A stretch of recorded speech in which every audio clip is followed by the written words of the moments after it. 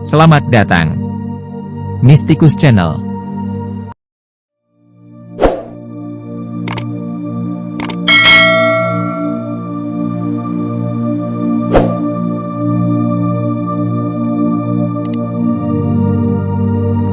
Tanah Persia tak pernah habis melahirkan master-master sufi yang handal.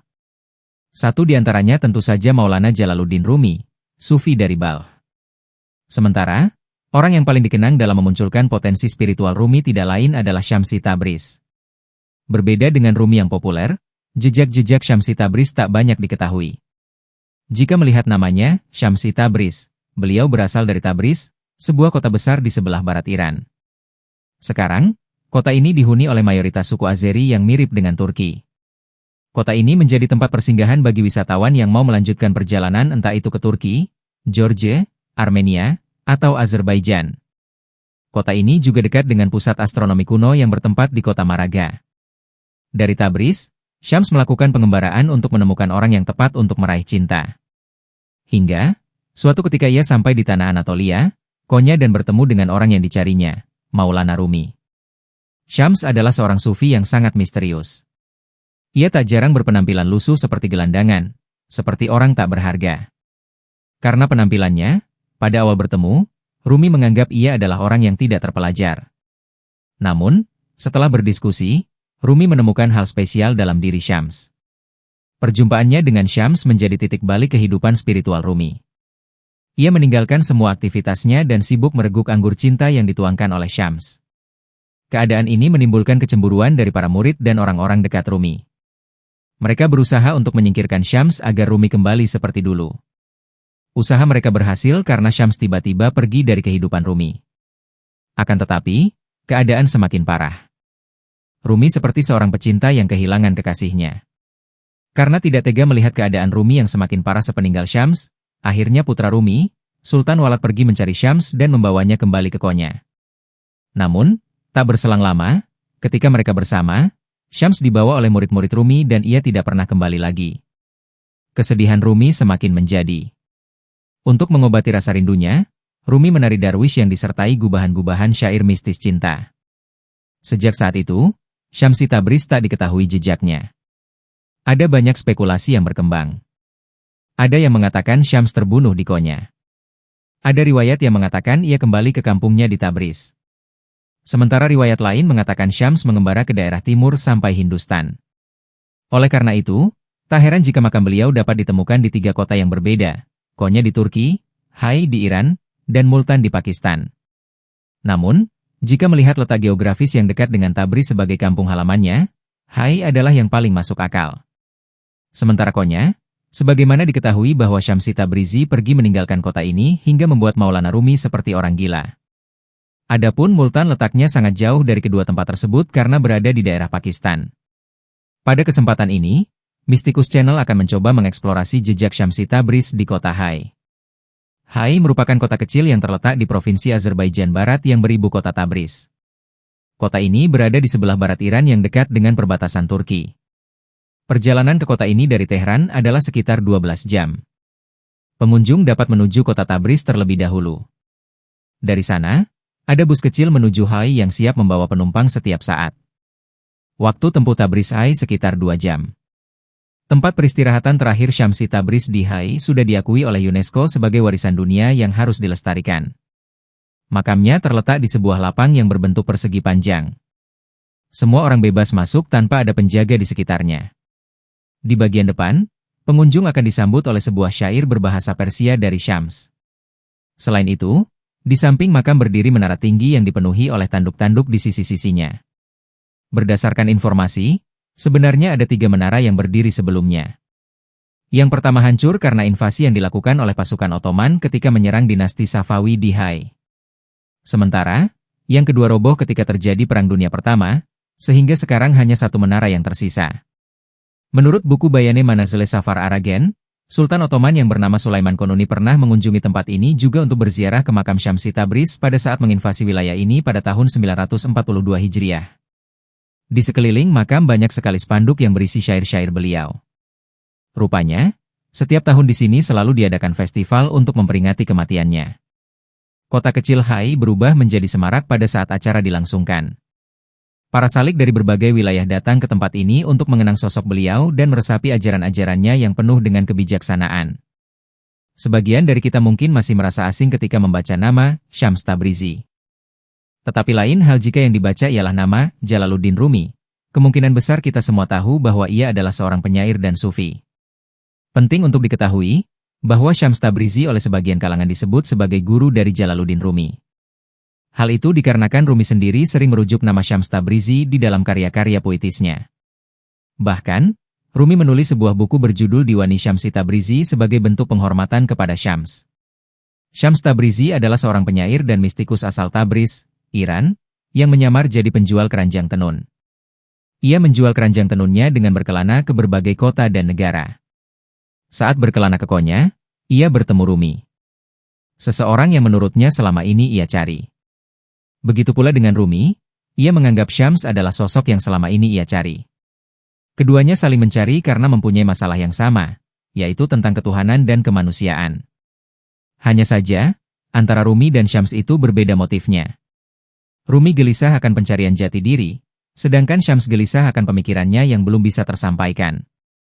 Menurut salah satu sumber, apa yang membuat Rumi menganggap Syams sebagai seorang guru adalah karena dalam pribadi Syams, Rumi menemukan penjelmaan dari kekasih Tuhan.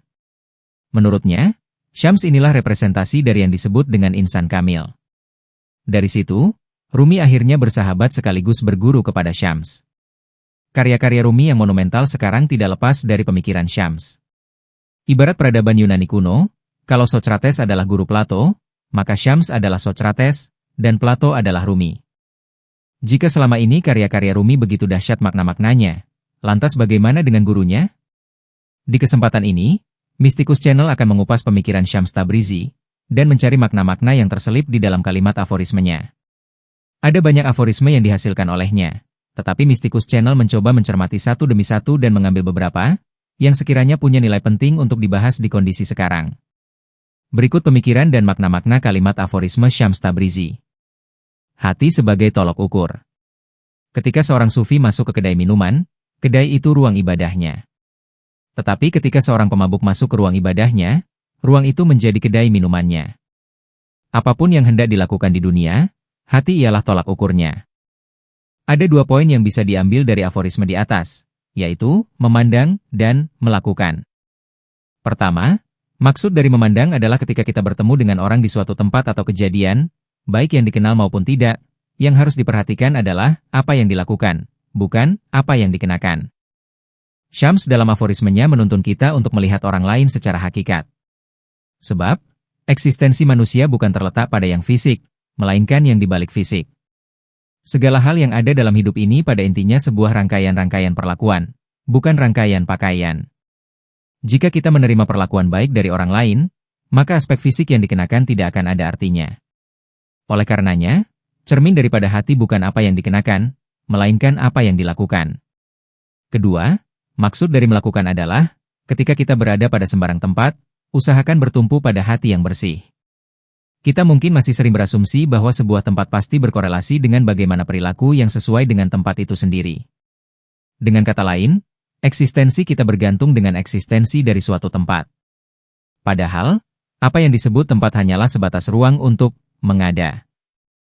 Tempat hanyalah hal lain yang memungkinkan kita melakukan apa saja tanpa terikat dari kebiasaan perlakuan yang ada di dalam tempat itu.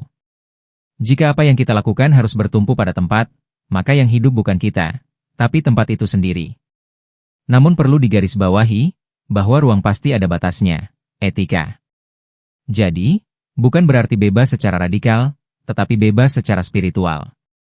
Kebebasan dalam spiritualitas. Menyerah pada ilahi bukan bentuk kelemahan dan kepasifan. Sebaliknya, penyerahan diri semacam itu justru menguatkan manusia ke tingkat tertinggi.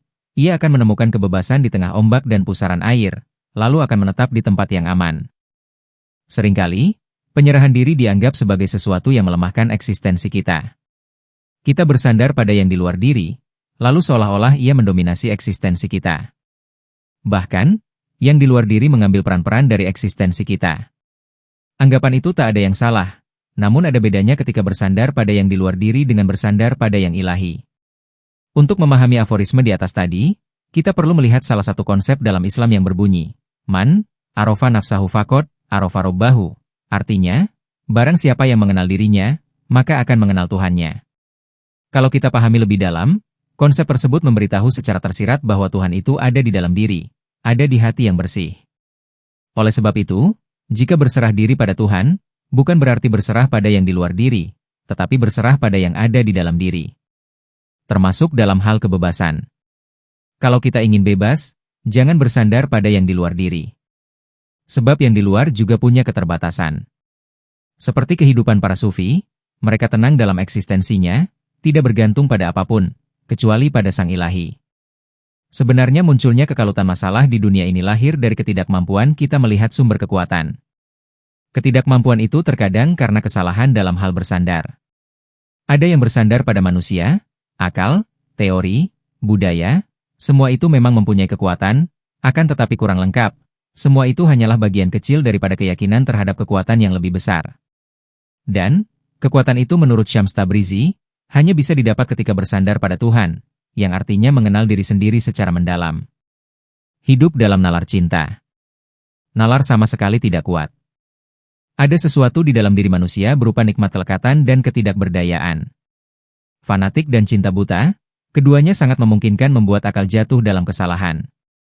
Bahkan, bisa jadi sampai batas kebutaan. Manusia dibekali dengan kemampuan menilai benar dan salah, serta menilai tindakan baik dan buruk. Itu semua ada di dalam fasilitas yang bernama akal.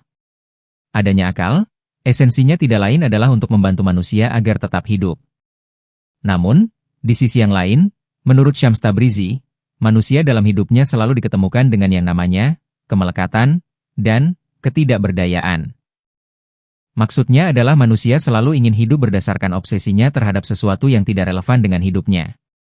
Itulah yang akhirnya membuat manusia senantiasa berada pada ketidakberdayaan. Terhadap cinta, Syams pernah berkata pada Rumi, bahwa cinta itu sumber kehidupan, apa adanya, murni, dan bersahaja. Bagaimana cara kita bernalar agar tetap hidup? Syams membekali kita untuk menalar sesuatu yang membuat hidup itu berdasarkan apa adanya, bukan ada apanya. Untuk hal ini, mungkin berkorelasi dengan bersyukur. Ketika kita merasa tidak cukup, jangan buru-buru mengatakan bahwa hidup ini tidak adil. Coba perhatikan dulu, jangan-jangan ada sesuatu yang sudah ada, tapi kita menganggapnya tidak ada.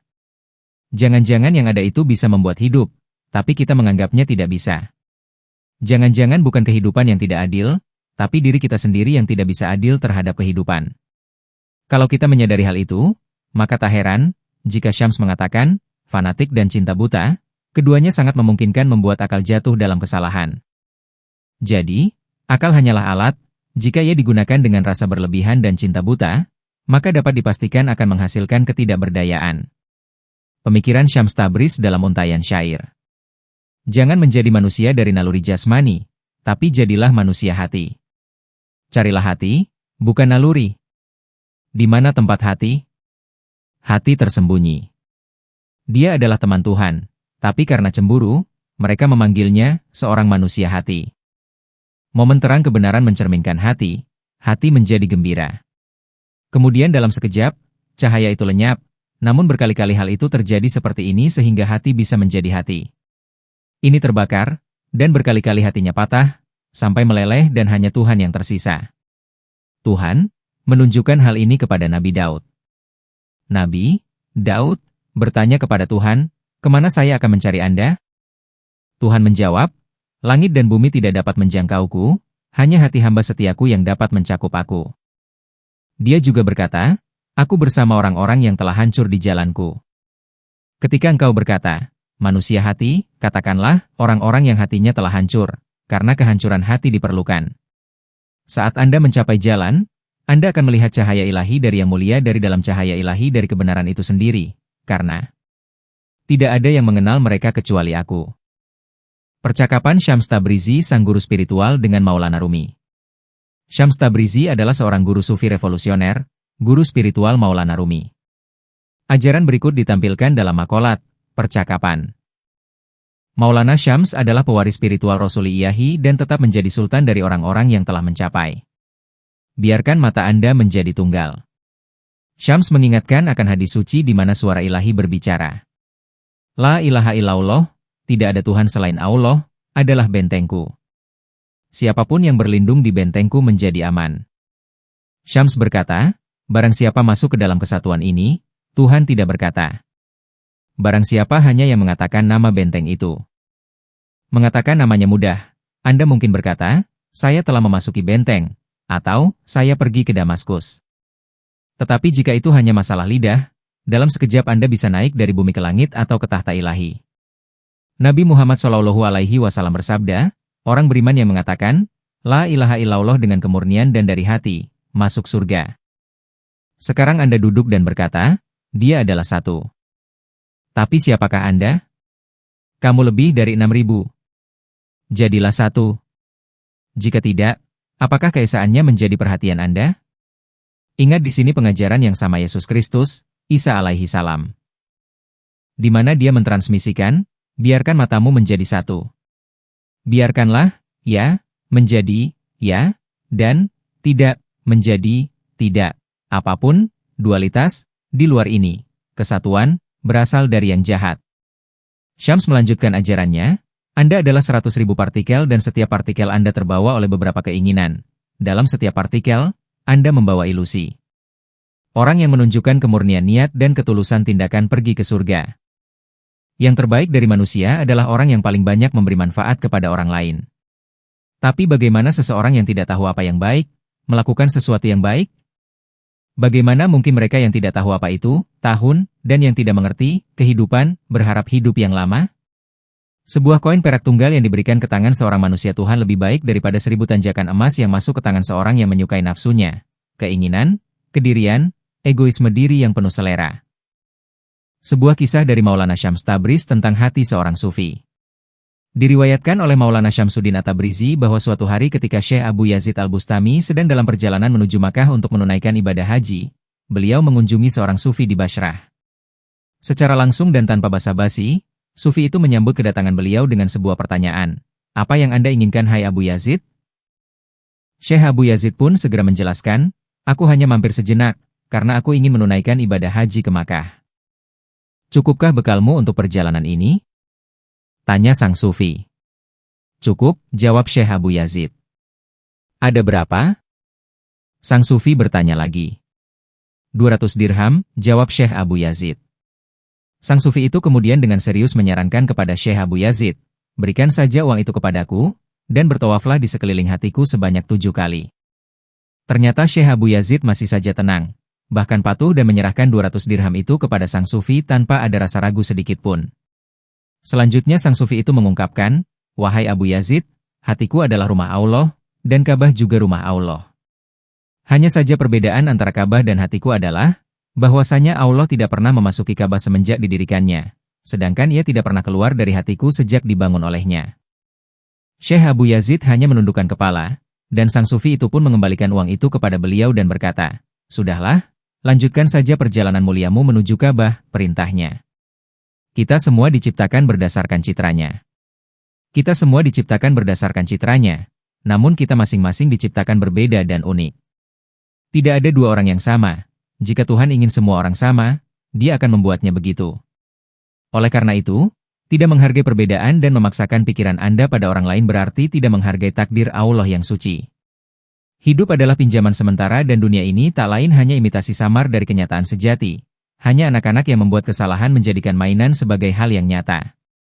Dan belum manusia yang sebenarnya, dewasa, apabila tergila-gila dengan mainan atau merusak mainan lalu membuangnya ke samping. Dalam kehidupan ini tinggallah yang jauh dari segala macam ekstremitas, karena mereka akan menghancurkan keseimbangan batin Anda. Sufi tidak pernah ekstrim. Seorang sufi selalu tetap ringan dan moderat. Jika Anda menyukai Mistikus Channel silahkan like, komen, share, subscribe, dan nyalakan tanda lonceng untuk mengikuti update terbaru. Terima kasih.